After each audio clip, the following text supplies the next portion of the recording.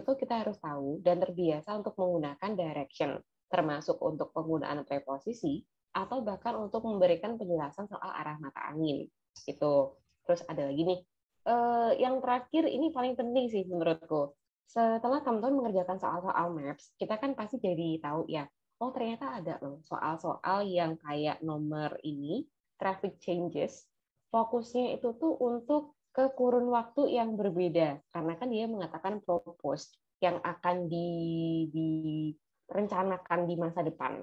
Sehingga kalau misalnya kita ketemu penjelasan yang udah ada sama yang akan dibangun, itu tuh juga sangat pengaruh dari penjelasan-penjelasannya biar kita tuh nggak rancu antara waktunya yang udah lewat dan juga rencana di masa depan. Gitu. Terus kalau untuk yang soal di sini, yang cukup menarik itu tuh ini sih teman-teman, karena ada moving speakernya ya, dia itu tuh nggak hanya fokus ke oke, kita akan di sini tadi dan kita cerita sebelah kanannya bla bla bla.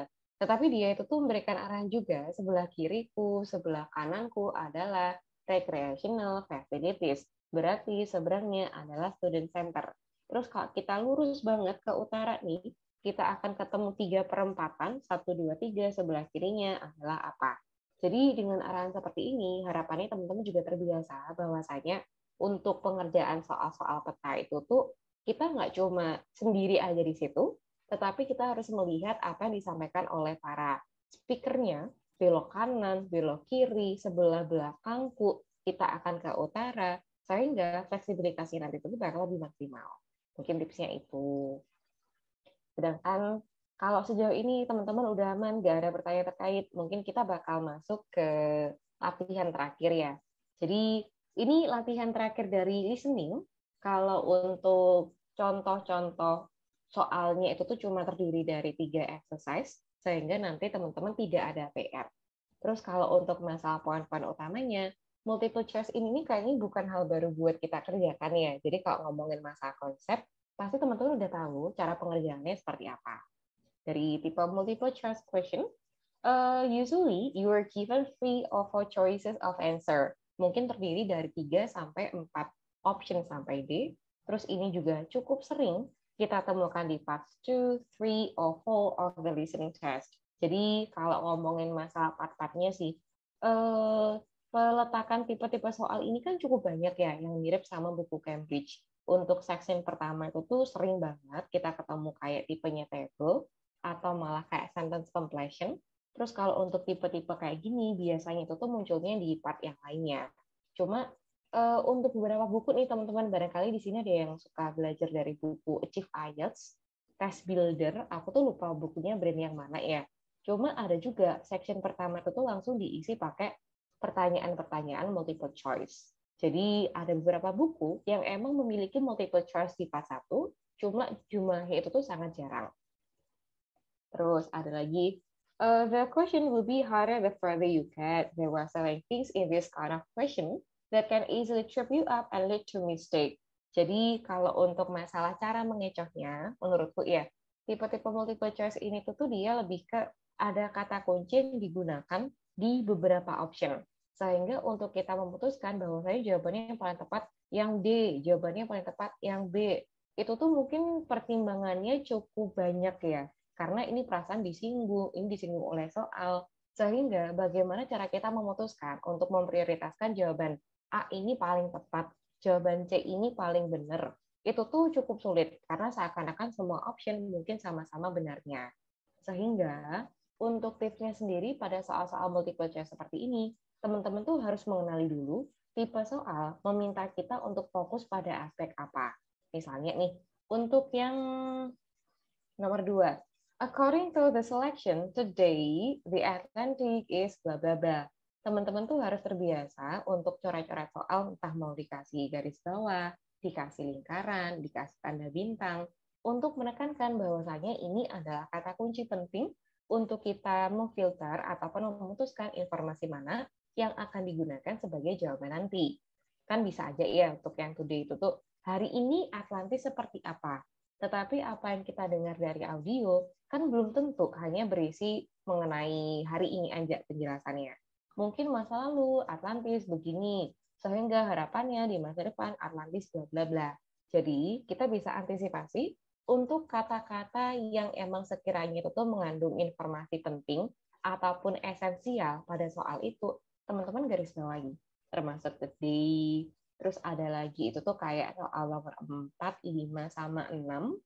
Ini ada tambahan because in order to, yang mana dia itu menunjukkan untuk konjungsi penggunaannya kayak apa. Jadi misalnya ya, teman-teman tuh ketemu nih in order to. In order to itu tuh berarti kan sebuah konjungsi yang digunakan untuk mencapai tujuan ataupun goal tertentu. Sehingga kalau misalnya kita ketemu ya, sebelumnya terjadi hal-hal begini, begini, begini, begini. Terus nanti diperkirakan bla bla bla. Tujuannya bla bla bla. Mungkin dari 3 jenis informasi itu, ketiga-tiganya memang masuk sama penjelasan.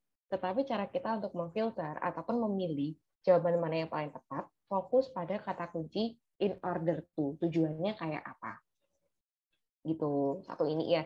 Kita harus tahu cara untuk memahami soal yang ingin di-emphasize itu tuh kata kunci yang mana. Karena biasanya bakal membantu kita untuk memfilter dengan lebih cepat informasi jenis apa yang paling cocok dengan option soal. Terus kalau untuk option ini teman-teman, option ini pun juga aku sarankan untuk teman-teman analisis ya. Misalnya nih, A, B, C, sama D. Kalau D ini jelas, apabila jawaban A dan B sama-sama benar, kita isiin yang D. Cuma kalau untuk option yang lain ini, silakan teman-teman fokus pada kata kunci yang tidak dimiliki oleh option yang lainnya. Misalnya nih, a legendary island. Legendary ternyata tidak disebutkan di kata kunci lain, garis bawahi. Terus untuk yang B, an island named after the ocean in which it was supposed to have been located. Kata kunci ocean tidak ada di option yang lain, located tidak ada kata kunci untuk option lain. Terus yang C, an actual island which has disappeared. Actualnya di garis bawahi, disappeared-nya di garis bawahi. Nah, kenapa sih emangnya kok kita perlu membedakan antara satu option ke option yang lain ya? Kalau untuk soal multiple choice, rata-rata itu tuh mulainya begini teman-teman. Bisa dikasih penjelasan dari audio ya. Atlantis adalah sebuah island yang bla bla bla. Bla bla blanya itu tuh aku nggak tahu nih, ini logatnya kok belibet banget. Kok informasinya itu tuh banyak banget. Pokoknya sebuah island. Gitu aja yang kita pegang dari penjelasannya ya. Pokoknya sebuah island. Tetapi pada option ini kan semuanya ada kata kunci island. Island, island, island. Sehingga kalau teman-teman itu tuh belum menemukan kata kunci distinktif yang membedakan antara satu option dan option yang lainnya, mungkin kita akan rancu untuk memilih lebih dari satu option jawaban yang benar. Gitu. Jadi pastikan ya, kalau kita cari tahu ini jawaban mana yang paling beda, kita nggak fokus sama kata kunci yang sama, tetapi kata kunci yang tidak disebutkan oleh option yang lainnya, sehingga sekali nanti kita mendapatkan audio soal berikan penjelasan, kita langsung eliminasi, bahkan ini jawaban paling tepat. Termasuk nih, untuk nomor 2, option-optionnya itu tuh ini sekilasan kayak ada yang mirip-mirip ya. Romantic, romance. Important, important.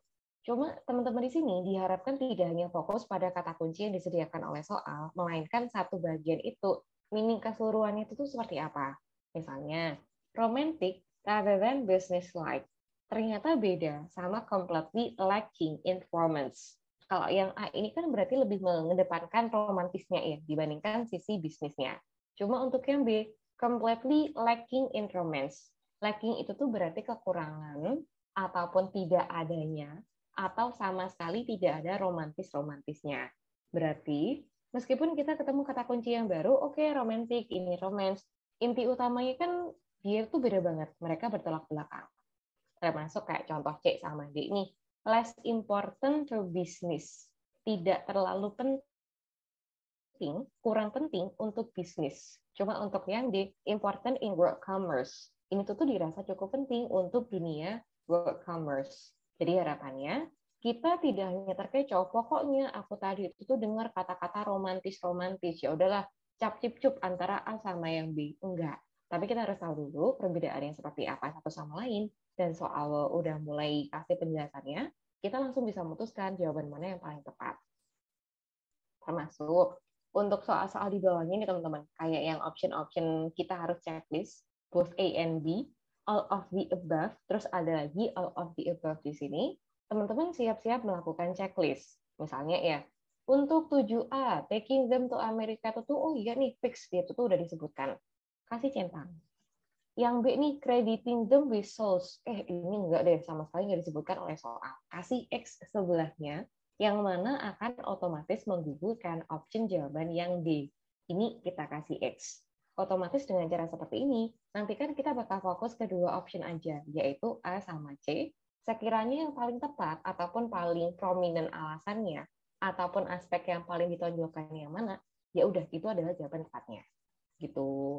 Ini juga untuk soal-soal yang bawahnya sama, aku sarankan teman-teman analisis. Termasuk juga tuh macam nomor 12 nih teman-teman. Ini menarik nih.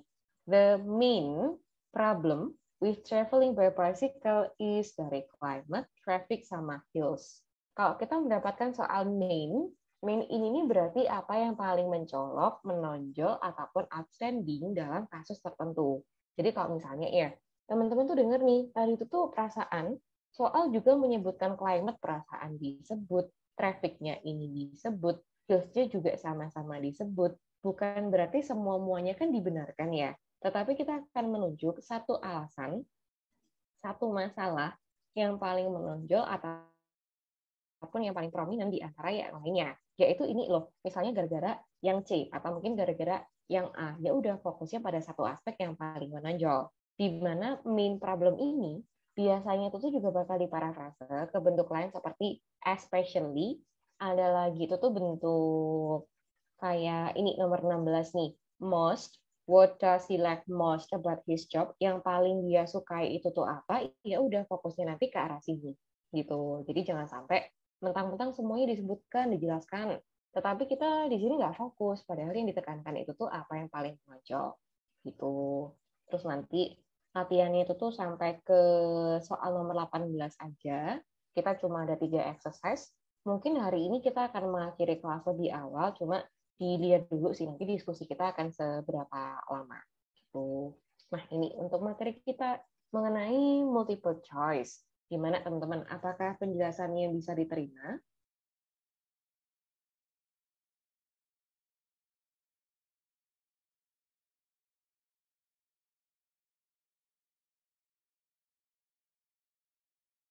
Oke, udah dikasih jempol-jempol. Nah, kalau untuk latihannya di sini dari Kak Petrus bisa Kak? Oke. Kita akan langsung masuk untuk ke exercise yang awal ya. Dari exercise di halaman 12. Terus nanti terakhirnya ada di halaman 14. Kita mengerjakan 3 latihan aja. Terus untuk audionya, nah ini proses aku kirimkan di grup WA kelas kita ya. Oh,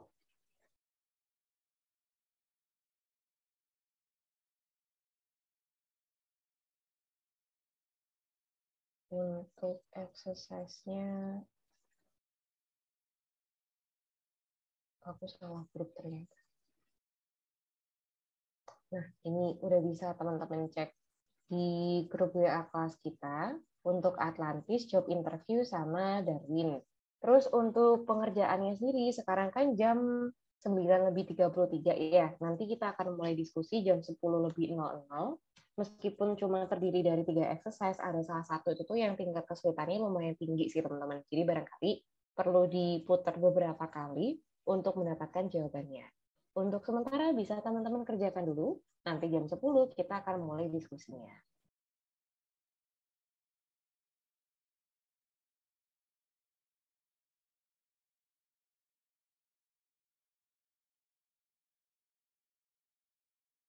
Disappeared, cuma yang agak kontradiksi sama option C ini nih, kita kan ketemu tambahan actual nih teman-teman. Jadi kalau dia mengatakan legendary, kan berdasarkan legend mengatakan apa gitu ya.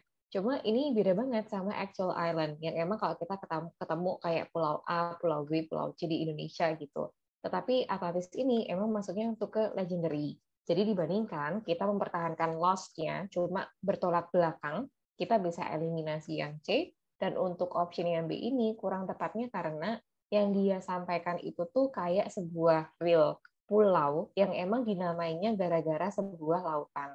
Jadi ini beberapa situasi yang membuat kita bisa mengeliminasi option B sama option C karena dia masuknya untuk ke Legendary Island. Ini untuk yang A. Terus nomor 2-nya According to the selection today, the Atlantic is bla bla bla. Dari sini Kak Kamal menyampaikan yang D, important in work commerce. Iya, benar nih. Seingatku itu tuh ada kata-katanya highway gitu, highway in business world. Jadi kalau misal kita mau bandingkan, kata kunci yang disampaikan untuk listening, ada lagi untuk yang reading, tidak semua penjelasan itu tuh disampaikan dalam bentuk makna literal, teman-teman. Ada beberapa itu tuh ada kayak pelebaran makna, sehingga informasinya itu tuh bisa kita artikan juga tidak secara langsung. Termasuk kayak highway. Highway ini kan kalau diartikan secara literal kayak jalanan yang luas, jalan yang gede gitu ya, jalan raya. Cuma kalau misalnya kita membandingkan sama kontekstual di sini, ini adalah jalan pembuka ataupun informasi yang mengatakan dia itu tuh krusial, esensial pada bidang tersebut gitu. Terus nomor tiganya, the Spaniards discovered that comes were not common. Untuk nomor 3 diisi Kak Petrus. Untuk yang B, yaitu just on the edge of the steady trade winds. Ya, udah tepat nih. Terus masuk di soal nomor 4 sampai soal nomor 7. Modelnya itu tuh dia agak nyambung satu sama lain ya. Jadi saranku, kalau untuk penyelesaian soal jenis ini, antisipasinya adalah kita scanning dulu soal-soal yang ada sampai bawah, sehingga kita tahu penjelasan untuk nomor 5 ini intinya apa, yang dicari nomor 6 itu tuh apa, dan kalaupun audio soalnya itu tuh bakal melibatkan urutan yang kurang tersortir gitu, teman-teman masih tetap ada gambaran. Ini tuh untuk isiin nomor 5 dulu barangkali. Baru keempat, baru kita lanjutin nomor 5, terus lanjut lagi ke nomor 6. Terus untuk yang nomor 4, the area was released because bla bla bla. Di sini Kak Rafael isiin yang D, yaitu both A and B. Untuk yang nomor 4 ini Kak, nanti boleh diisi sama yang B ya. Kata kuncinya itu tuh ada motionless, tetapi urutannya agak berbeda Kak. Yang pertama itu tuh dia ngomongin, kalau nggak salah urutannya 5B ini dijelaskan dulu, terus 5A ini tuh dia juga sama satu kalimat yang sama dengan motionless itu, di mana motionless bisa digunakan untuk jawaban 4B. Nanti kita bakal putar audio ini di belakang ya. Terus untuk nomor 5, thirst was a grave problem because bla bla bla. Di sini Kak Sandra isiin yang A, yaitu the sun was often very hot. Ini checklist. Untuk yang B sama C itu tuh juga sama-sama checklist Kak. Sehingga nomor 5 boleh diisi pakai D, dengan keterangan C itu tuh dia nyambung sama soal nomor 6. Terus nomor 6-nya sendiri, horses were probably thrown overboard in order to bla bla bla. Di sini Kak Ciko isiin yang C, yaitu spare them the agonies of thirst. Iya, benar-benar nih. Kalau misalnya teman-teman isiin pakai bentuk yang lainnya ya, kan karena situasi di atas, terus juga persediaan airnya ini memang sedikit, bukankah lebih tepat kalau kita tuh isiin pakai yang A, conserve water. Kalaupun untuk pertimbangannya, conserve water itu tuh kan fokus pada bagaimana kita tetap berusaha untuk menjaga pasokan airnya ya. Tetapi tidak ada empati, simpati untuk kuda-kuda yang emang mengalami hal ini. Ada yang memang mati, ada yang emang crazed over the thirst. Otomatis kata kunci itu tuh dia nggak ada yang ngomongin perasaannya sama sekali. Sehingga ini lebih tepat diikuti sama yang C karena ada spare the agonies of thirst. Terus untuk yang nomor 7, proof of the Spaniards placing high value on their horses was there, bla bla bla. Nomor 7 ini boleh diisi sama yang D.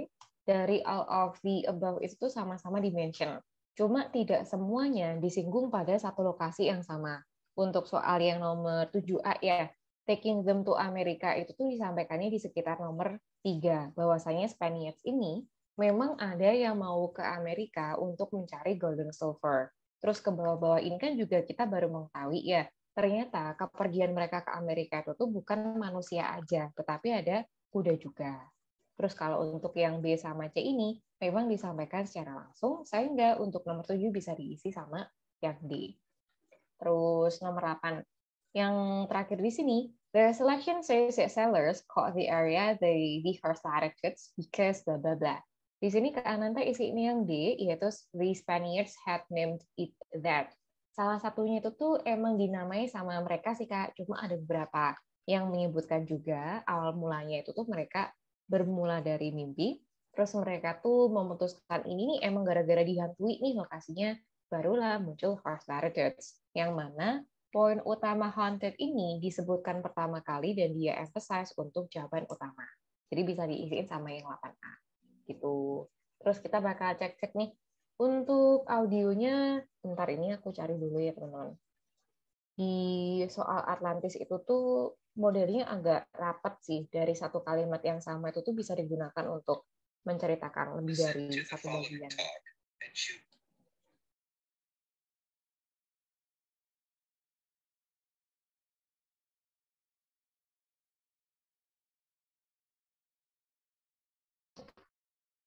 The correct answer for each question. The Atlantic Ocean, named for the legendary lost island of Atlantis, has made up for the romantic origin of its name by becoming the most important commercial highway in the world. Yet traces of romance continually mingle with the business of the sea. For instance, the Spanish adventurers who first sought gold and silver in America frequently found their ships becalmed, usually on the edge of the steady trade winds, about 30 degrees north or south latitude. A sailing ship could carry only so much water. Nah, ini yang perlu digarisbawahi pertama ya. Sailing ship could carry only so much water. Ini bagian pertama yang bisa teman-teman garis bawahi untuk menceklis option B yang ada pada soal nomor 5. Kalau dilihat dari artiannya ya, ini perasaan dia ngomongnya so much water. So much water itu kan berarti persediaan airnya banyak nih. Cuma kenapa kok kita bisa checklist dari bentuk 5B, the water supply was limited. Kalau teman-teman perhatikan, di sini tuh ada kata kunci only, yang mana pada beberapa situasi, termasuk kayak di rumusannya inversi ya, dia itu tuh akan digunakan untuk bentuk yang negatif. Sehingga kalau kita menggunakan kata-kata bahwasanya could carry only so much water, berarti justru malah kebalikannya teman-teman, negatifnya, yaitu bisa membawa air yang sangat terbatas. Kalau misal teman-teman tertarik untuk pelajari lebih lanjut, ini tuh kata kuncinya pakai inversion, utamanya untuk inversi yang tipenya negatif. Karena kan inversi ini termasuk advanced grammar yang punya berbagai tipe ya, kayak untuk comparison, terus ada lagi itu tuh untuk adverb of place, ada juga yang conditional sentence, ada yang negatif juga. Nah, untuk bagian yang negatif itu, beberapa ciri-ciri yang dia miliki kelihatan negatif langsung, itu tuh kayak never. Cuma selain dari never ini, ada kata kunci lain yang kita kira kan masuknya positif ya, gara-gara nggak ada no, nothing, atau pakai never. Ternyata dia itu masuk ke kelompok yang negatif. Termasuk kayak teman-teman bilang rarely, barely, seldom, ada kata-kata seperti scarcely, terus ada juga tambahan-tambahan seperti only by, only then, dan beberapa situasi itu. Jadi untuk only itu sendiri, memang kita bisa menggunakan only itu tuh dengan artian hanya atau cuma, dan artiannya itu tuh bisa diarahkan ke bentuk yang positif ya. Tapi ada beberapa jenis struktur kalimat yang cukup advance, di mana kata kunci only itu tuh tidak hanya ke artian yang positif, bahkan bisa menegatifkan kalau kelihatan dia itu tuh kontras. Kayak carry only so much water. Berarti dari bagian tersebut kita kan bisa melakukan checklist untuk nomor 5B ya, tempatnya agak belakangan. 5B, the water supply was limited, ini tadi itu sudah dibenarkan oleh soal, dan kita bisa melakukan checklist. Terus kita lanjut ini. And as it lay motionless under a hot sun for days or weeks. Motionless under the hot sun. Motionless ini untuk jawaban nomor 4B, there was no wind. Terus motionless under the hot sun for days or weeks. Jadi ini juga udah sama-sama checklist bahwasanya nomor 5A, the sun was often very hot, itu tuh udah cukup sesuai. Dari sini kan kita udah checklist ya, nomor 4B ini udah benar. Terus 5A sama B ini juga sama-sama benar.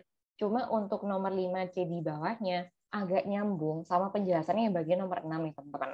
Horses required a lot of water. Dikatakan oleh audio bahwasanya dari situasi ini, ternyata horses itu tuh yang jadi the first victims. Mereka adalah korban-korban pertama dari situasi barusan. Nah, kita lanjutin lagi nih. Tortures of thirst were agonizing. The tortures of thirst was agonizing. Bahwasanya itu tuh sangat menyiksa mereka. The horses were generally the first victims. They had Nah, di sini nih. Horses were genuinely the first victim. Bahwasanya mereka itu tuh korban-korban pertama, sehingga mereka itu tuh harus dibuang ke laut karena ada yang mati, bahkan ada yang crazed over the thirst. To be thrown overboard when they died or became crazed with thirst. Because the Spanish caballeros. Nah, ini tadi ya. Fokus utamanya itu tuh untuk soal nomor 5C, kita checklistnya horses required a lot of water. Bahwasanya mereka itu tuh korban pertama dari situasi tersebut, sehingga kita bisa juga melakukan checklist untuk option yang C.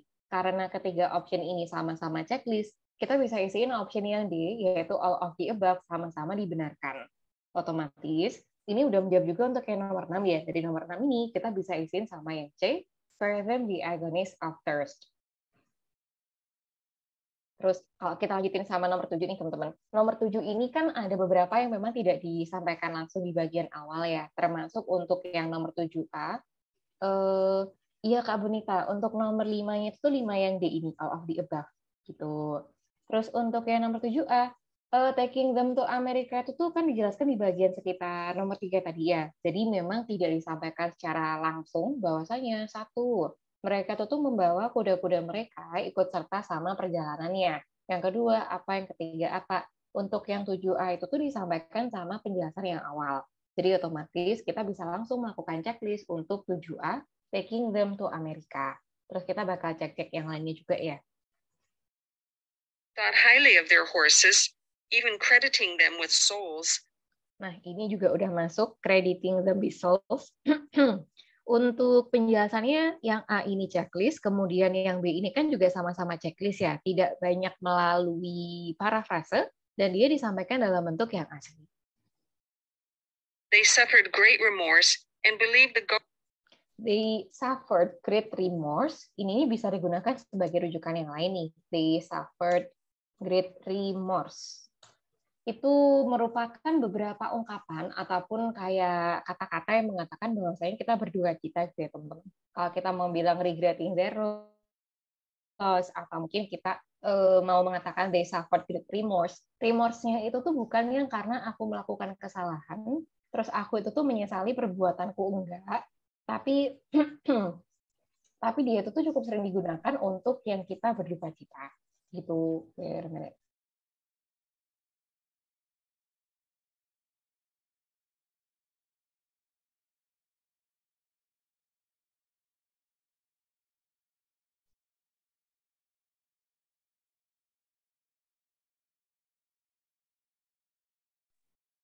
Nah, jadi itu untuk penjelasannya. Dari soal nomor 7, untuk 7A udah disampaikan yang atas, kemudian yang B ini crediting the results disampaikan tanpa melalui banyak parafrase, sedangkan yang C, regretting the loss itu tuh samanya kayak kita menunjukkan kayak berbelasungkawa ya.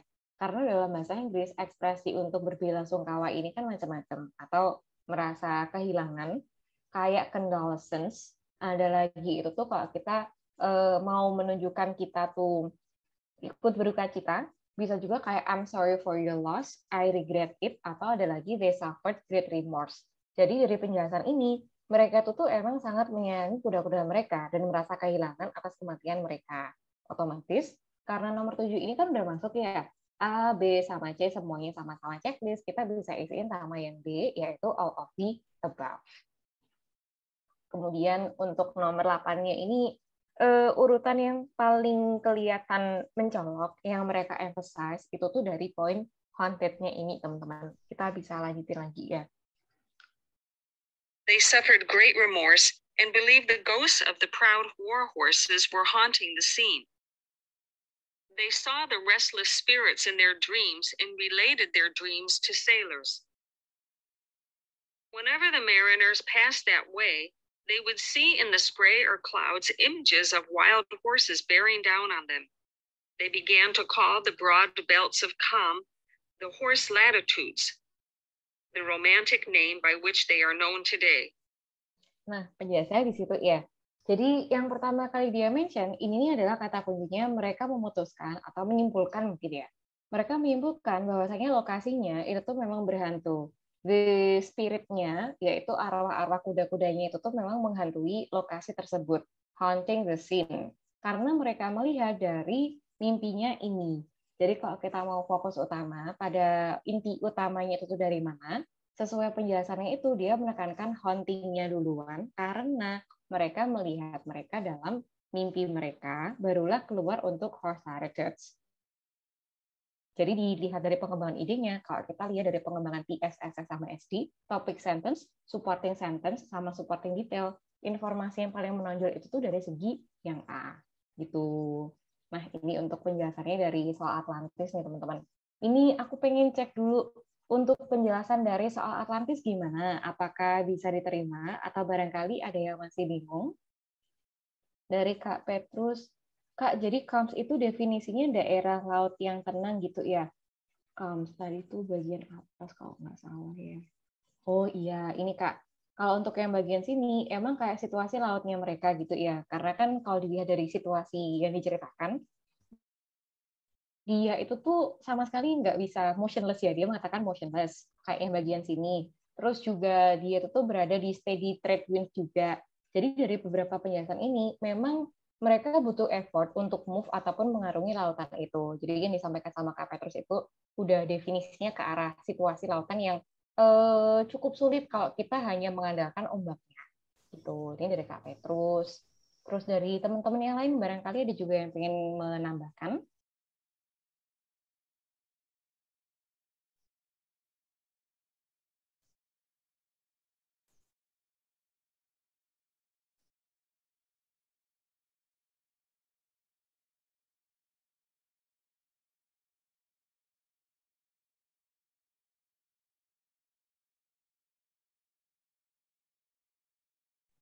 Atau kalau misal udah aman, kita langsung masuk ke latihan exercise kedua ya.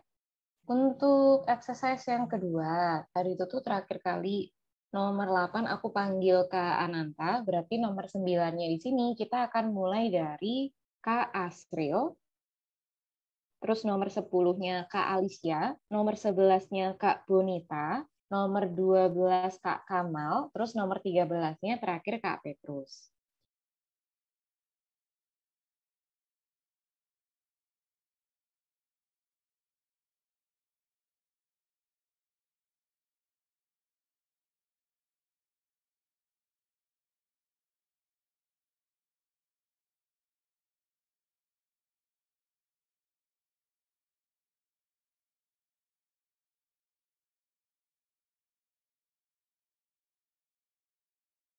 Oke, dari nomor 9 dulu nih.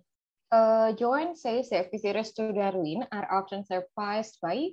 Dari nomor 9 ini Kak Asmil isiin yang A, yaitu the number of young people. Ya, bener nih.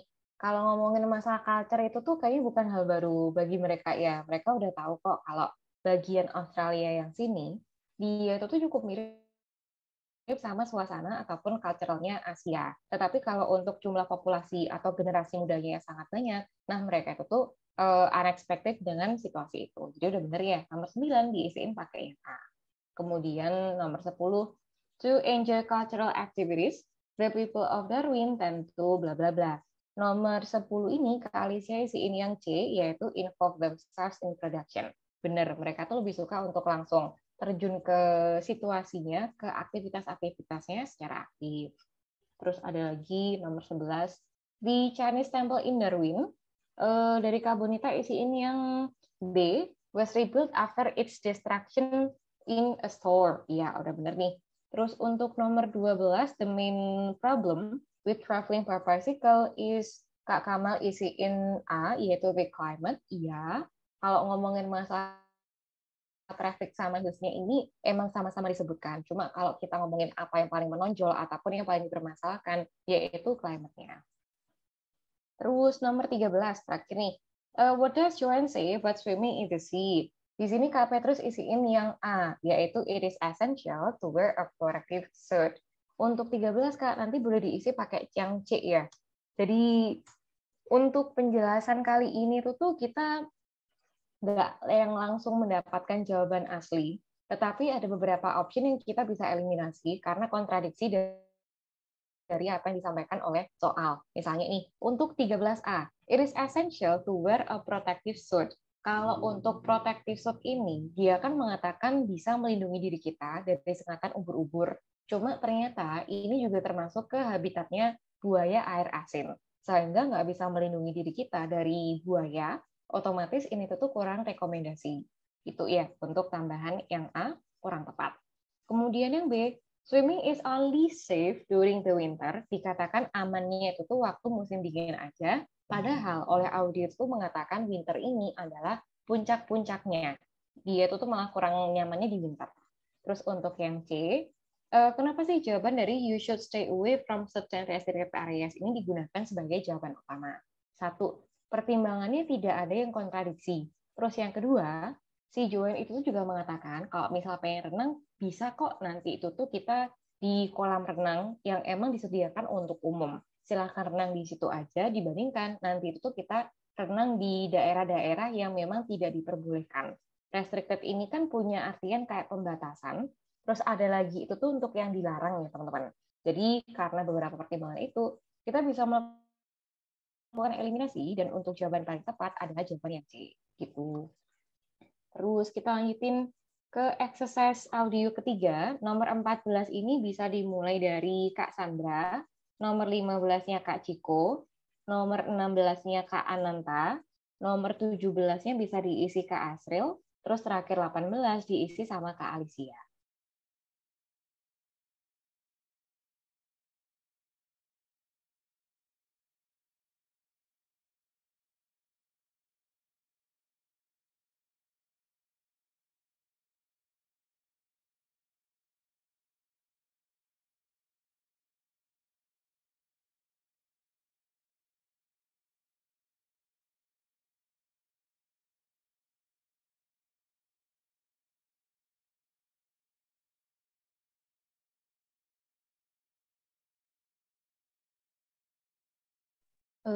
Kak Bunita tadi nggak mendapatkan nomor, Kak. Ada beberapa yang kau sampaikan cuma 5 orang aja. Yang belum itu tuh dari Kak Ciko nomor 15. Terus yang nomor 18 itu tuh Kak Alicia. Kalau misal teman-teman udah ketemu jawabannya boleh ditambahkan. Kita sambil mulai bahas-bahas ya. Untuk soal nomor 14. How long has he been in his present job?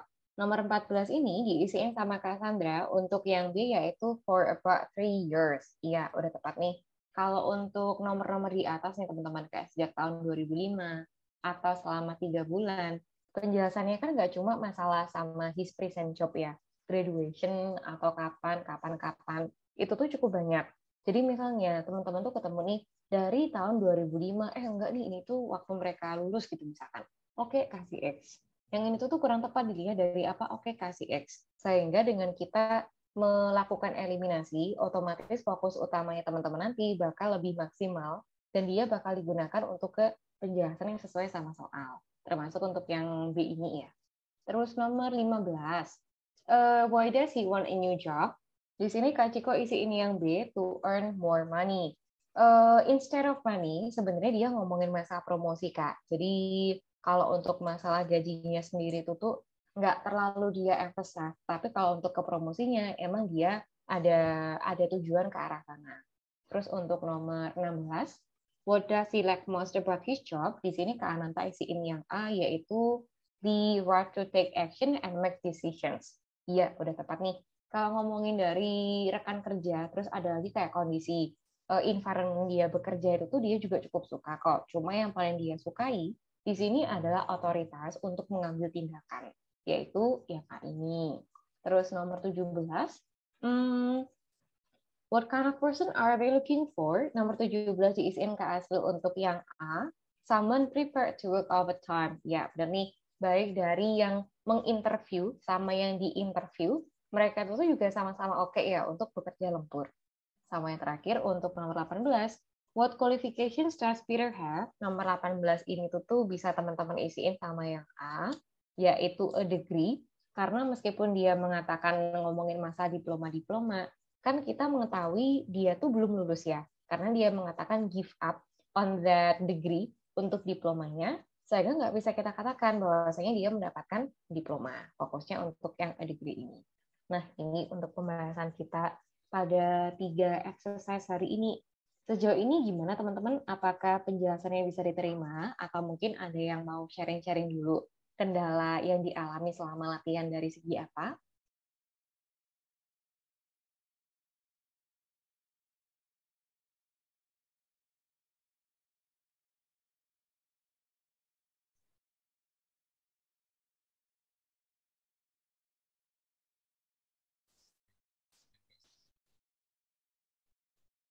Sit down, Mr. Walsh. My name's Jane Swain, and I'm the personnel manager. Dari teman-teman yang lainnya, ya dari Kak Petrus, Kak mau tanya nomor 13. Ini aku mute dulu suaranya teman-teman ya. Untuk dalam audio kan Joanne nggak bilang kalau ada restricted atau bahkan stay away. Joanne bilangnya ada jellyfish, crocs, etc. and she wouldn't risk it either.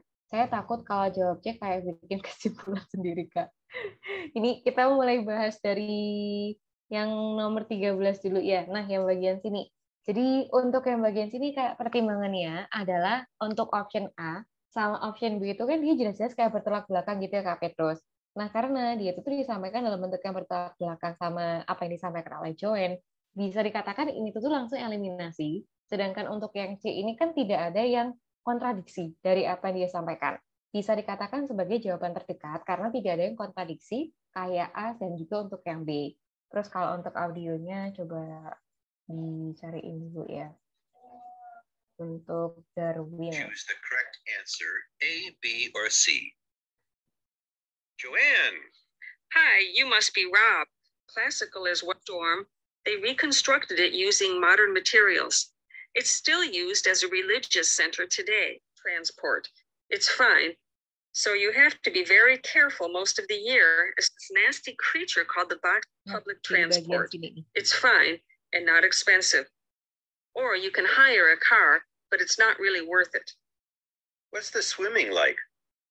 Well, there are some good beaches, but the trouble is that there's this nasty creature called the box jellyfish, and if it stings you, you're in bad trouble. So you have to be very careful most of the year, especially in the winter months. Satu ini ya untuk keterangannya. Karena ada nasty creature dari jenisnya jellyfish yang tadi disebutkan, jadi kita itu tuh harus hati-hati sepanjang tahun, especially during winter. Untuk nomor 13 yang B ini kita langsung bisa eliminasi ya Kak, karena bertolak belakang. Terus untuk penjelasan yang lain kita lanjutin nih. You can wear a lycra suit to cover your arms and legs, but I wouldn't like to risk it even so, personally. Nah, ini yang tadi disampaikan juga sama Kak Petrus, kalau kita bisa juga sih untuk menggunakan protective suit, cuma aku nggak mau ambil resikonya dari hal ini tadi. And there are the saltwater crocodiles too. I mean, I don't want to put you off. There are protected swimming areas netted off where you'll be safe from jellyfish and crocs. Jadi memang ada lokasi-lokasi area tertentu untuk swimming yang emang cukup aman dari crocs tadi ya, yaitu krokodilnya itu. Or there are the public swimming pools. They're fine, of course.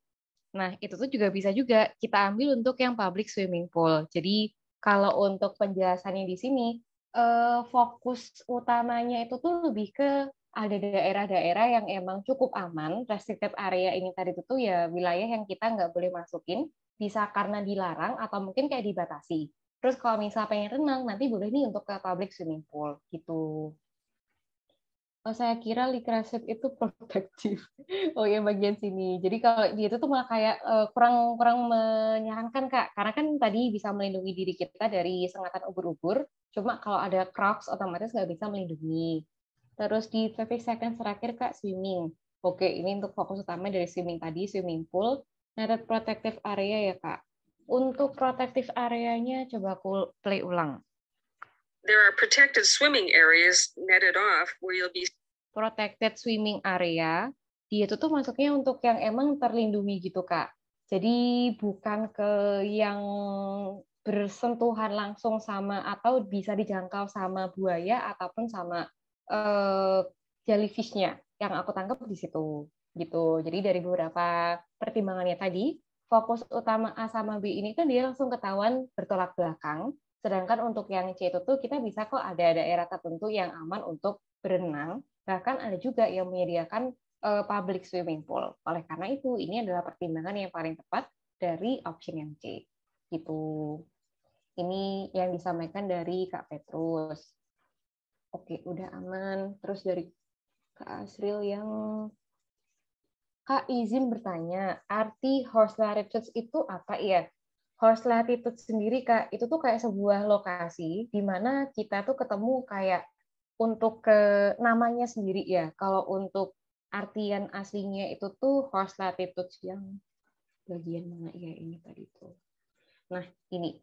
Untuk tambahannya dari horse latitude ini, dia tuh digunakan kayak garis lintangnya ataupun ruangan dari horse itu. Jadi kalau untuk jawaban yang disampaikan tadi, kenapa kalau disebutnya sebagai horse latitudes? Kan karena mereka juga melihat di mimpi bahwasanya restless spirit-nya itu tuh masih ada di langit-langitnya ya.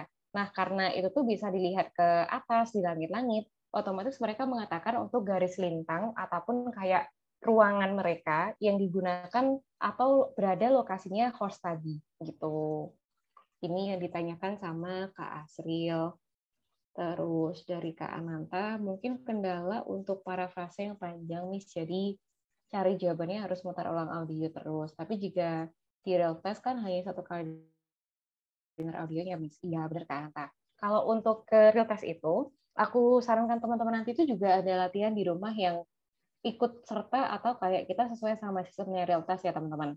Jadi harapannya waktu teman-teman ikut kelas di sini dan mengikuti latihan-latihan untuk dikerjakan di kelas, ada lagi untuk yang digunakan sebagai tugas di rumah, lebih ke kita akan memperdalam konsep dan aplikasi-aplikasi konsep setiap tipe soal. Cara aplikasinya seperti ini, kalau kita ketemu soalnya.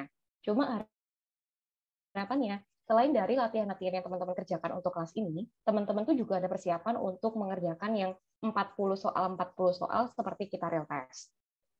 Mungkin di sini ada yang suka untuk baca buku secara tertulis yang dibukukan gitu, mau beli di Gramedia atau mungkin mau beli di Togamas. Kan banyak banget ya buku-buku dari Cambridge, Barron, ada lagi itu tuh official Cambridge, atau ada juga itu tuh yang recent actual test. Variasi brand-brandnya itu tuh sangat beragam.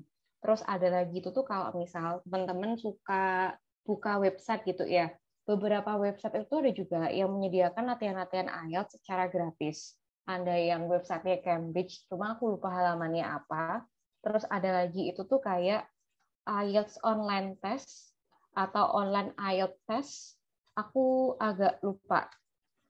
Nah, ini Kak Bonita, untuk tulisan itu tuh aku urutannya agak lupa sih. Apakah IELTS online test atau tes online IELTS di antara tiga kata itu. Jadi ada juga beberapa website gratis yang bisa teman-teman akses secara bebas. Kalau kita ngerjain listening itu udah ada timernya. Terus untuk reading tuh juga udah ada timernya. Dan nanti ada nomor-nomor tuh yang kita tinggal klik-klik gitu, jawabannya apa. Terus kalau untuk yang buku-bukunya yang direkomendasiin. Oh ini, kalau untuk yang buku-bukunya ya Kak. Untuk buku itu tuh biasanya kita akan lihat dari jenis-jenis brandnya mereka Kak Bonita. Yang satu paling terkenal nih Cambridge. Cambridge itu tuh terakhir kali aku cek kapan ya? Dia itu tuh kalau nggak salah sampai volume 16, kalau kalau nggak 17, karena setiap tahunnya itu dia kayak ada pembaruan, ada soal-soal baru, dan satu volume tuh mungkin sekitar 4 sampai 8 exercise. Jadi kalau misal teman-teman mau real test, Cambridge itu tuh bisa digunakan sebagai rujukan utama untuk kita ada latihan. Terus selain Cambridge tuh recent actual test. Recent actual test itu tuh juga ada seri-serinya, ada volume-volumenya. Cuma aku udah lama nggak ngecekin sih dia terakhir kali ada di seri keberapa. Terus selain itu buku Barnes. Barnes ini tuh juga cukup terkenal. Selain Barnes itu kita juga ada Peter May. Selain Peter May itu Achieve IELTS. Terus ada lagi selain Achieve IELTS, Test Builder. Terus selain Test Builder tuh Essential tuh juga sering dipakai gitu. Nah, kalau untuk buku-buku di sini teman-teman memang tidak semuanya itu tuh kita bisa download di Google atau kita browsing gitu ya. Mungkin ada yang memang disediakan secara berbayar, ada juga itu tuh yang keluar dalam bentuk dibukukan gitu. Kalau teman-teman mau cari di toko buku, kayaknya aku rekomendasi juga ya, terutama bagi yang akan real test menggunakan paper based gitu. Terus kalau untuk cerita sedikit soal brand-brand ini, dulu kan pernah juga ngisi kelas offline di kampung Inggris ya. Jadi ada satu periode yang emang kita itu tuh fokus untuk scoring-scoring terus. Satu hari kita listening, reading terus kayak gitu setiap harinya. Untuk latihan soalnya itu tuh yang disediakan sana juga cukup beragam dari berbagai jenis brand. Waktu mengerjakan soal-soal Cambridge, ternyata banyak banget yang mendapatkan nilai-nilai cukup tinggi. Misalnya ya dapat 6,5, bahkan ada yang dapat 7, dapat 7,5. Ini kan juga udah sesuai sama kebanyakan target dari kita gitu ya. Cuma kalau untuk ketemu soal-soal yang tingkat kesulitannya lebih tinggi, kayak esensial, achieve IELTS, test builder, ternyata nilainya itu tuh juga banyak yang bisa langsung turun. Ada yang dari awalnya dapat 7 untuk soal Cambridge, ternyata bisa turun ke angka 5, 5,5 ketika mengerjakan soal-soal esensial. Jadi tipsnya buat teman-teman adalah kalau kita mau mengerjakan latihan-latihan kayak pretest kemarin, itu tuh jangan hanya fokus ke satu brand aja ya teman-teman. Karena kan kita kalau ngerjain listening dari satu brand, audio soalnya tuh mungkin mirip, pembicaranya itu juga tipenya sama. Cuma kalau kita ketemu sama tipe soal yang lainnya, mungkin ada yang logat dari Britishnya tuh sangat kental. Mungkin ada yang ngomongnya agak cepat. Mungkin ada audio yang ngomongnya agak mumbling. Sehingga kalau kita nggak familiar sama variasi-variasi audio soal yang beragam, kita kan pasti bakal merasa agak kaget juga dan butuh adaptasinya juga. Gitu. Jadi ini sih untuk tambahannya. Terus dari Cassandra, itu yang IELTS website free apa gimana, Kak? Setauku itu tuh dia free. Jadi kita nanti tuh nggak usah kayak daftar-daftar gitu. Memang cukup banyak sih teman-teman untuk website-website yang menyediakan soal-soal IELTS. Kalau website itu rata-rata ada timernya juga, sehingga teman-teman nggak usah timer pribadi dan tinggal klik-klik jawabannya. Gitu. Ini sih untuk penjelasan sedikit dari tambahan buku-buku dan juga sumber-sumber belajarnya teman-teman ya. Sejauh ini gimana? Apakah bisa diterima atau mungkin ada yang ingin ditambahkan sama teman-teman? Miss, boleh bertanya lagi, Miss? Iya, silahkan. Masih kurang paham maksudnya brand itu apa ya, Miss? Penyelenggaranya ya beda-beda, Miss. Karena kalau TOEFL kan semua ITS gitu. Apa maksudnya brand ini yang bikin soalnya ya, Miss?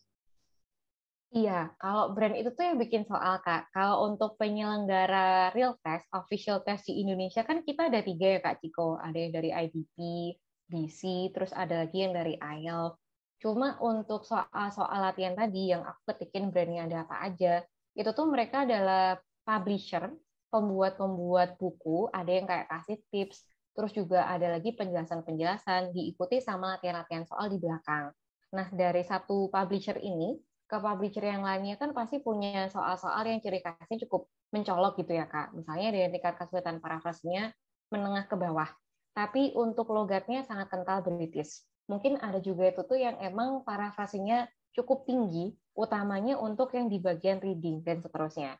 Jadi brand ini dia itu tuh nggak sama kayak penyedia kita untuk real test, cuma bisa digunakan sebagai variasi-variasi latihan soal biar kita nggak terbiasa sama satu format yang sama aja. Jadi real test, jadi ada maksudnya ada yang test brand, ada yang book brand kayak gitu, Miss. Mungkin bisa juga dikatakan seperti itu ya. Jadi ya soalnya bingungnya karena kan biasanya TOEFL, kalau TOEFL kan yang tesnya itu dari ITS semua. Jadi kalau IELTS berarti ada 3 ya, ada IDP, terus British Council, yang satu lagi apa, Miss? IELTS, tapi IELTS tuh nggak sebegitu banyak dibandingkan 2 tadi sih, Kak. IELTS maksudnya, Miss, kurang jelas. IELTS. Jadi satunya kan untuk yang tempat lembaga real test-nya official tuh satu IDP. Terus selain IDP itu tuh ada yang British Council, biasanya disingkat sebagai BC, sama ada itu tuh IELTS. Ini, Kak. Cuma IELTS itu tuh nggak sebegitu banyak sih. Jadi di beberapa kota tuh ada yang tutup-tutup. Jadi banyak banget peserta IELTS itu tuh yang larinya ke IDP ataupun ke British Council. Meskipun IELTS sendiri sebenarnya juga masih ada di beberapa kota. IDP sama IELTS ini kepanjangannya apa, Miss? Aku lupa ya, Kak. Kalau untuk IELTS itu tuh apa ya gitu tuh. Untuk lembaga, aku kurang tahu juga untuk yang panjangnya. Nanti boleh teman-teman cari tahu lebih dalam ya. Cuma Kalau untuk BC-nya tuh aku tanya dari British Council. Itu Inggris semua atau ada yang Australia atau ada yang Kanada atau kemana Mas? Yang British Council kan jelas Inggris tuh. Kalau yang IDP sama IF, Kalau untuk Kanadanya itu tuh maksudnya gimana Kak? Apakah maksudnya dialek ya kalau di atau TOEFL kan ITS kan memang dari Amerika. Maksudnya ITS-nya di oh Amerika gitu pusatnya. Nah, terus kalau yang ini nih yang British Council kan jelas Inggris. Terus yang IDP sama IF ini Mas. kalau untuk detailnya itu tuh aku kurang kurang mengulik dari lembaga-lembaganya sih Kak. Cuma kalau dilihat dari variasinya ya, dia itu tuh ternyata si IDP nih. IDP itu tuh juga cabangnya cukup luas sih Kak. Kemarin ada kelas All Skills juga pada dia baru selesai. Beliaunya itu kan sekarang ada di Korea Selatan ya, ada di Busan. Terus waktu aku tanya, Kak, di sana tuh lembaga buat realitas apa ya? Ternyata juga ada IDP. Jadi kalau untuk sumbernya atau pusatnya di mana aku kurang tahu, cuma EDP ini ternyata juga cukup luas sih Kak. Kalau AIF aku setahunya justru malah jauh lebih sedikit daripada cabang-cabang BC sama EDP. Oh gitu. Tapi acceptable untuk ketiga ini berarti ya Mas. Nggak ada yang Iya, oke. oke. Soalnya takutnya ada yang nggak acceptable udah terlanjur ikut tes. Sama-sama bisa kok Kak. Oh ya oke. Thank you Mas. Alright. Terus disambung selain dari Kak Ciko, Kak Bonita itu tempat daftar tesnya ya, Miss. Iya, bener Kak Bonita. Kalau kita mau ada kebutuhannya kayak di scholarship utamanya ya, rata-rata kan teman-teman di sini banyak yang ke scholarship. Terus ada juga itu tuh untuk yang ke karir pekerjaan ya. Nah, untuk yang mau fokus ke scholarship, teman-teman yang mau daftar ke IDP itu tuh juga disediakan sebuah layanan, misalnya mau apply ke kampus mana-mana aja. Jadi nanti tuh juga bakal dibantu untuk pengurusan kayak apply-nya, terus ada lagi itu tuh kita tinggal kasih dokumen-dokumen gitu. Cuma kalau yang di situ aku kurang tahu ya di situ tuh sama IELTS modelnya gimana, tapi kalau IDP itu ada yang emang menyediakan kita untuk membantu kita menyalurkan sama kampus-kampus tujuannya gitu.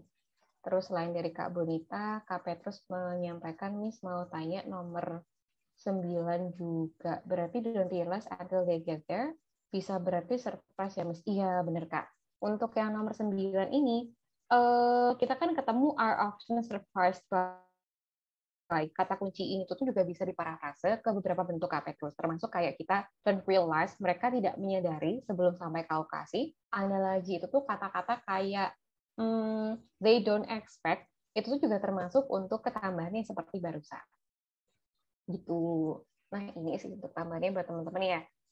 Terus dari Kak Bonita, biasanya jarak waktunya berapa lama boleh ambil tes lagi? Misal tes pertama belum dapat target, terus belajar lagi dan mau pulang tes lagi. Atau dari tes yang di IELTS online test itu biasanya jam mendekati belum ya skornya. Oh, kalau ngomongin masalah waktu itu tuh jujur sangat relatif ya Kak Bonita. Kalau berdasarkan pengalaman juga dari kemarin-kemarin waktu belajar bareng di kampung Inggris, ada beberapa orang yang udah lama di kampung Inggris itu tuh 1 tahun fokus untuk pelajari IELTS. Barangkali di sini ada yang pernah ke kampung Inggris atau ada yang les di sana, ada yang pernah ngajar di sana juga barangkali di antara teman-teman. Kalau untuk di kampung Inggris ini, lembaganya kan banyak banget ya. Dan satu lembaga itu tuh yang ditawarkan programnya juga beragam. Bahasa Inggris aja kan macam-macam. Kayak untuk yang bahasa Inggris dasar, bahasa Inggris untuk speaking, atau ada lagi itu tuh untuk ke TOEIC, ada lagi TOEFL, ada juga untuk ke IELTS. Nah, yang mau belajar IELTS ini biasanya itu tuh kita juga cari, ini loh ada lembaga-lembaga yang emang ada programnya. Nyoba sana, sama sana. Bahkan ada juga beberapa students dulu yang bilang itu tuh udah 1 tahun di Pare, di kampung di Inggris itu, tapi skornya itu tuh cukup susah untuk naik. Terus ada juga waktu aku ngisi kelas super intensif dulu tuh ada salah satu students yang awalnya waktu pretest kelas super intensif itu tuh dapat rata-rata angka 5, 5,5, bahkan ada yang angka 4-nya juga waktu seluruhnya itu tuh dites. Cuma setelah 1 bulan, dia itu tuh bisa ngejar sampai agak naik. Bahkan di bulan kedua itu tuh berhasil dapat angka 7, dapat angka 8 juga pernah, bahkan readingnya itu tuh juga rata-rata 8, 8,5. Nah, kalau aku perhatikan sih Kak, ngomongin masalah ke waktu yang dibutuhkan ya, ini sebenarnya kembali lagi sama intensitas belajarnya teman-teman. Kalau untuk yang aku tadi cerita 1 tahun itu tuh kenapa sih kalau kita juga masih stuck di sini-sini aja gitu ya? Karena kita hanya fokus latihan, pokoknya 1 hari ini scoring, listening, reading, writing, speaking. Besoknya sama. Listening, reading, writing, speaking. Rajin juga kok orangnya itu tuh. Cuma di sini kita tuh tidak fokus sama apa-apa aja yang kita itu tuh kurang, dan ini yang perlu perhatian lebih dibandingkan aspek yang lainnya. Pokoknya latihan, latihan, latihan terus kayak gitu, tanpa menyadari kita tuh harus nge-push lebih di aspek yang apa. Terus ada lagi yang tadi aku bilang 2 bulan udah sampai di angka 7 atau 8,5, kan sharing-sharing gitu ya. Waktu itu tuh banyak teman-temannya yang bilang seperti ini, ini loh si namanya orang ini, si mbaknya ini tuh padahal awal-awal kelas tuh masih nilainya standar-standar aja 5,5, tapi keren ya dari 1 bulan, 2 bulan kelihatan banget loh ini perubahan, perkembangan belajarnya kelihatan banget. Sampai listening, reading pasti dapatnya itu di angka 6,5 ke atas. Nah, untuk itu biasa kan kita sharing-sharing ya kayak metode apa yang dipakai dan seterusnya. Terutama untuk listening, ternyata yang bersangkutan ini suka mendengarkan podcast-podcast ataupun interview-interview, tapi dengan kecepatan yang lebih cepat dibandingkan audio soal di sini, teman-teman. Kalau kita dengerin dari audio soal listening IELTS ya, modelnya kan kayak versi paling pelan untuk native speaker. Sama halnya kayak teman-teman kalau misal ada yang pernah ambil tes UKBI, tes kemahiran berbahasa Indonesia, untuk yang bagian section mendengarkan kan juga suaranya pelan banget ya. Nah, gitu. Terus dia tuh menimbulkan gini, kalau misal aku udah berhasil mengetahui kata-kata apa aja yang aku dengerin dari lagu-lagu yang rapping, lagu-lagu yang cepet, terus ada juga untuk stand up komedian, kalau aku bisa ketawa setelah aku paham maksud dari komedinya, berarti kan aku bisa mengikuti kecepatan yang lumayan cepat untuk speaking atau audionya. Berarti kalau kecepatan yang lumayan cepat itu tuh aku bisa memahami, terus untuk listening di IELTS kan bukan hal yang cukup sulit dibandingkan hal itu. Jadi dia itu tuh setelah kelas, dari pagi sampai sore kelas, ngerjain tugas, malamnya tuh sering banget dengerin podcast, stand up komedian, terus pokoknya interview-interview yang cara ngomongnya agak cepet tanpa subtitle. Dan kalau dia itu tuh paham, oke, ini aku agak ngerti alurnya dari pembicaraan barusan, ya ini akan ngangkat dia itu tuh di skill listening. Terus kalau untuk skill yang reading, mau nggak mau itu tuh dia baca novel-novel yang emang bahasanya agak berat-berat tapi berbahasa Inggris. Jadi gitu. Kalau ngomongin masalah waktu ya kembali sama yang disampaikan Kak Bonita nih. Ini nih sebenarnya kembali sama teman-teman. Bukan masalah ini udah 1 tahun, ini udah 1 bulan. Teman-teman bebas kok mau real test kapan lagi. Cuma yang ideal adalah setelah teman-teman tuh cukup intensif untuk memaksimalkan belajarnya, biar nanti itu tuh lebih stabil, lebih naik juga. Nah, itulah saatnya teman-teman itu tuh emang udah siap untuk melakukan real test. Gitu. Jadi ini nggak ada jawabannya yang pasti ya Kak Bonita, tapi lebih ke intensitas belajar masing-masing sama apakah kita udah cukup stabil dari angka yang kita targetkan atau belum. Terus selain dari Kak Bonita, Kak Petrus juga menyampaikan, Kak, untuk speaking session IELTS Academic, setahu Kakak bagaimana ya? Apakah examiner-nya langsung datang atau video call? Kalau untuk speaking ini, Kak, setelah pandemi itu tuh ini banyak yang video call ya emang. Aku kurang tahu teman-teman sekarang tuh ada di pulau mana, ada di daerah mana. Cuma dari kelas yang kemarin itu tuh, di kelas writing speaking, ada yang sharing-sharing nih. Ternyata keduanya itu tuh dari Kalimantan. Terus di Kalimantan katanya itu tuh nggak ada IDP ataupun lembaga-lembaga tes kayak IELTS, BC. Aku baru tahu juga tuh. Terus waktu real testnya, karena ini ada kerjasama sama lembaga les-lesan tertentu gitu ya. Nah, dia itu tuh untuk listening, reading, sama writing-nya, adanya itu tuh cuma yang paper-based. Terus kalau untuk yang speaking, ternyata disambungkan sama video call atau Zoom. Aku kurang tahu. Cuma kalau misalnya teman-teman posisinya itu tuh ada di Sumatera, atau mungkin ada di Jawa, Bali, banyak banget lembaga-lembaga itu tuh yang emang mendatangkan langsung examinernya. Karena kan juga cukup banyak ya cabang-cabang kayak IDP, BC, sehingga teman-teman nanti tuh kesempatan untuk ketemu sama examiner face to face itu tuh lebih besar. Terus kalau setelah pandemi ya, setelah pandemi tuh kayaknya baru buka lagi sekitar tahun 2021 kalau nggak salah. 2020 kan udah banyak yang sementara ditutup dulu ya, ditunda dulu untuk tesnya. Waktu habis pandemi itu tuh kita misalnya duduk di sini, kita sebelah kiri, ini ada meja tengah-tengahnya, terus ini tuh examiner, tengah-tengahnya itu tuh kayak ada kaca akrilik. Terus kita tuh harus pakai masker, dan dulu tuh ada juga yang agak dikeluhkan selain pakai kaca akrilik, pakai masker, ternyata ada juga beberapa examiner itu tuh yang menggunakan face shield. Cuma aku kurang tahu ya, apakah sekarang itu tuh masih seketat itu waktu real test face to face, atau mungkin ya udah pokoknya pakai masker, pakai kaca akrilik udah, atau pakai masker aja udah cukup, atau kaca akrilik aja udah cukup. Aku kurang tahu. Jadi kalau ngomongin masalah ke sesi speaking ini Kak Petrus, teman-teman mungkin kembali sama lembaga yang dituju nanti ya.